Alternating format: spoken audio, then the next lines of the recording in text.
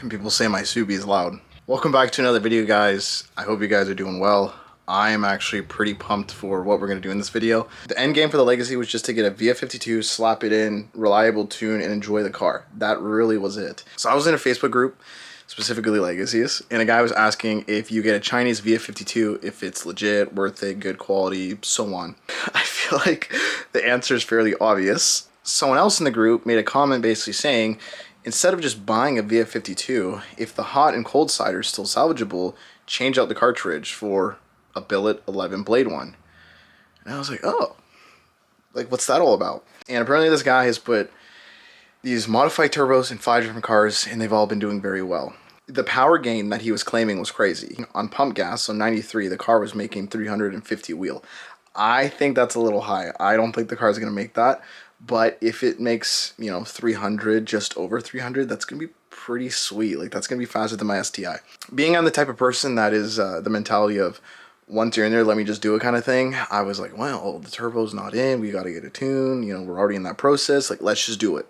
So I ordered a new cartridge from eBay, and I'm hyped about it. Don't mind the mess. I already peaked because I was just too excited. Now here's the thing. There's a gasket that comes with it. I might just get a new OEM Subaru one because this just looks like cardboard. We'll see. I might just send it. Who knows? Apparently these are balanced. The guy that made the post said he's never had issues with them and they've all been good to go.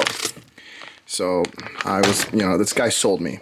He sold me on it. But inside of here is a nice brand new 11 blade billet cartridge for a VF52 or the VF series turbos. What made me decide to get it, you just drop it in, replace your current setup, and you're good to go. And now what the difference is between OEM and this, I have no idea.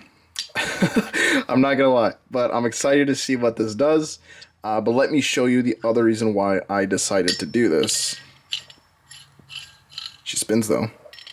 So I might have to bust the light out for this, but basically this VF52, I was kind of questioning it when I got it just because it was in a car that had main bearing failure, or at least that's what the seller told me. But after I took it out, there was a bit of shaft play that I'm just not too hyped about. I think you guys can see that. So because of that, I've been kind of nervous to kind of run this turbo as is, just because I feel like I'm gonna have to end up pulling it out and I'm not gonna have a good time. I decided to pull the trigger, order this, get the best of both worlds, upgrade the turbo, and hopefully make it bulletproof, or at least last me a lot longer than what the current turbo situation is. As you can probably tell, it's getting dark, so I'm gonna go ahead and just start pulling this turbo out. I'll be back when the turbo's out, I guess, because it's dark. You guys know how to pull the turbo out, so I'll be right back. Back with a fresh haircut. It was a little overdue. We had engagement photos, so I had to clean up a bit. Turbo is out. It is ready to get torn down. I just want to show you guys again the amount of shaft play I was seeing, and I was kind of iffy with leaving it in. So let's tear her out. One thing to keep in mind, the oil return tube down there, it faces the cold side of the turbo, so when you go to put that back on, just keep that in mind. Before I forget, you're going to need RTV red and the black. The red is going to be for your cold side. The seal, you'll see in a sec. The black is going to be your oil drain. To start off, that's a T30. You're going to want to use that, not like an Allen. You could strip it out. There we go. No strippies. Be careful of that. Put that to the side. Don't lose it. These oil lines are a 17.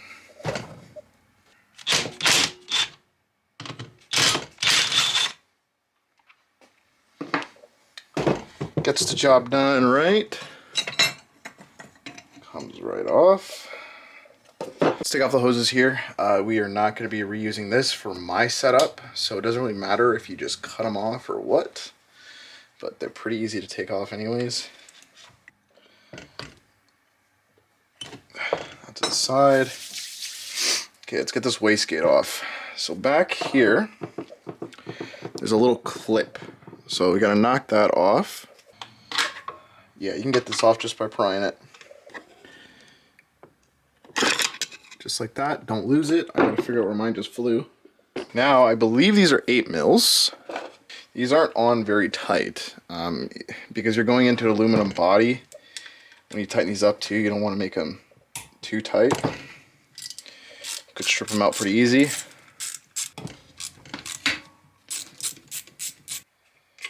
Wastegate's off, put it to the side. Something to mention, the wastegate is held on by 2 bolts without washers. The rest of them have washers, so just remember that. It's just a 10 mil.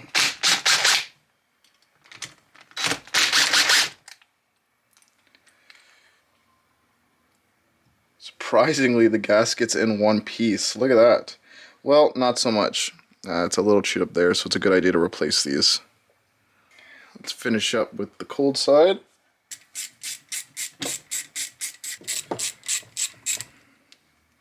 So it's only a total of 5 bolts.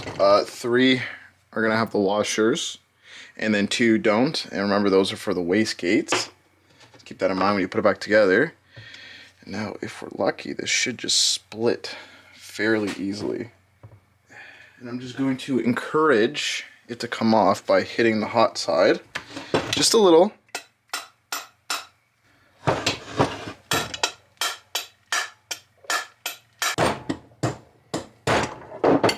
There we go.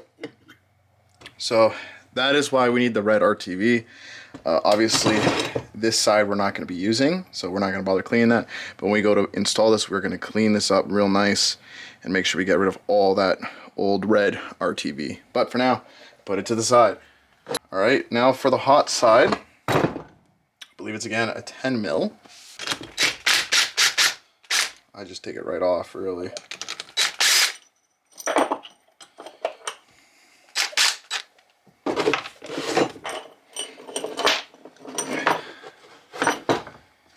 And I'll put it back together just so you don't lose anything, guys. This is pretty well loose. There you go. Came right out. Ooh. So I'm not sure what I just caught because the camera actually died, but I'm happy I'm rebuilding this because the hot end is toast, guys. Look at that. The fins are all chewed up. So clearly something's wrong with this turbo. Maybe this is the cause as to why the engine failed on the car. But I'm very happy I'm not putting this back in because she's toasted. Looking next to each other, is there any real big differences? Yeah, I guess they're a little different. Yeah. Right here, there's more material between the fins, whereas this one doesn't have that material. I don't know if you can see that very well. And on this side, honestly, besides being billet, I don't really know. Maybe it's like a weight thing that makes them different. Because to me, they look the exact same. So I'm really happy we're replacing this. This thing is absolute junk, in my opinion. So that can go in the bin. I got a lot of cleaning I gotta do. There's a bunch of buildup in here that gotta come out. See that? Something to keep in mind, there is actually an alignment pin right here, or like a dowel. You will have to line that back up when you reassemble. I'll mention it again when we go ahead and do it. Let me clean this up. I'll be right back.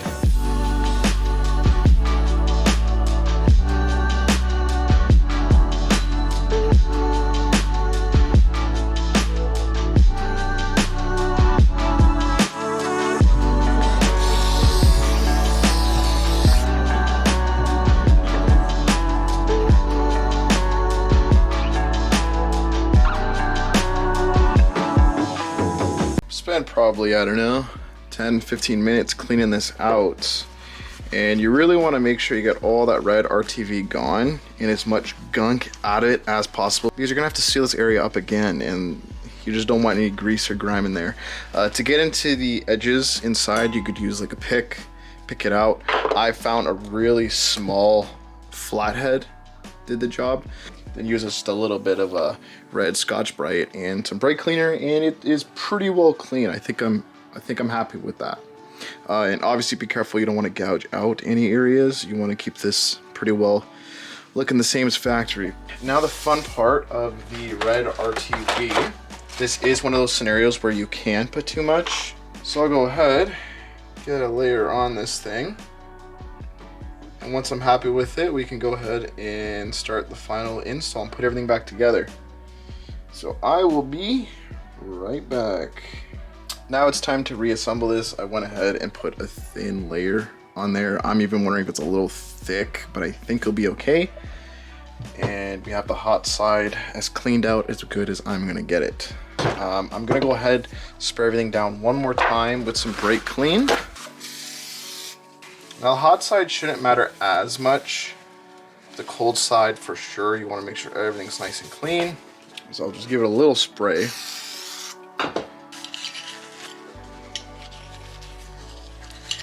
So remember, there is a hole there, right here. That's an alignment hole, and it is right here on the hot side. So we do have to make sure we line that up.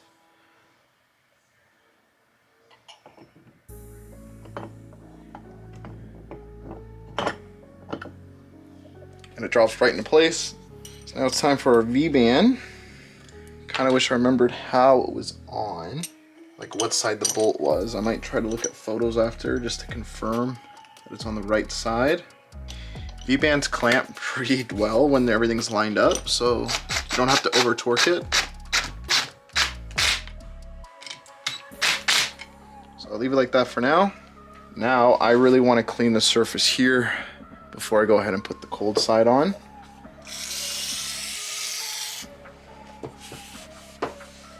So something we're going to want to keep in mind when lining this up is the wastegate. Where the up-pipe flange is located right here on the hot side, it's pretty well straight up with the cold side.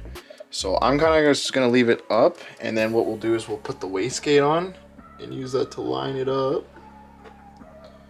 So the wastegate's here.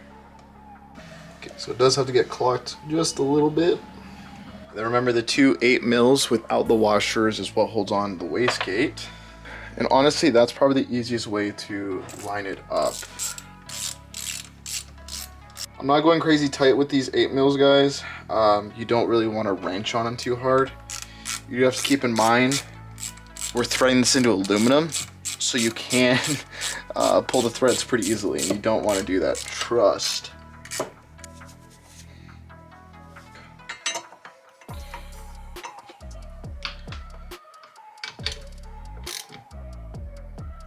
Now, I was debating on getting a new OEM gasket, but I think I'm just going to use the one that comes with it just to see how well it does. It probably would be the best interest to get a new OEM one, just because, you know, can't go wrong with that. But I'm also interested to see how the aftermarket one will hold up. This entire car for me is kind of an experiment to see like how far you can cheap out. Oh, I forgot the screw for here. Where'd you go? Before I get to this as well, I forgot about the little clip that holds in the wastegate. Can't forget that. So that should hopefully just pop in. Yep, the wastegate's fully in now, so now officially it's just the drain. And remember, it's going to end up facing towards the cold end of the turbo, not the hot end, because there is a difference. I don't know if you can really tell. I'm gonna give it one more hit with some brake clean. So the kit came with a few gaskets. I'm assuming that's supposed to be for your oil feed. That's what I would guess, but I would just use a copper one. I don't know why you would use this. And to be honest, this one is a little iffy with me. So to help make sure it lasts, I'm gonna use some of this black RTV.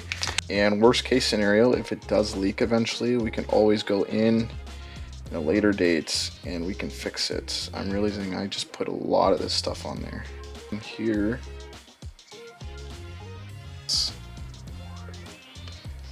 is an absolute mess. Okay, great. What? Oh, I got it everywhere.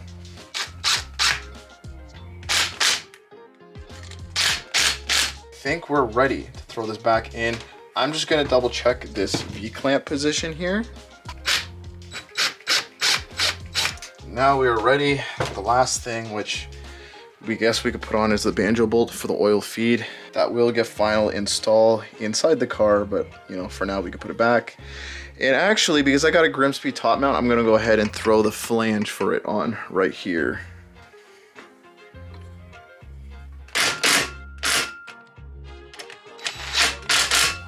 This turbo should be good to go and installed back in the car. I'm hyped about that.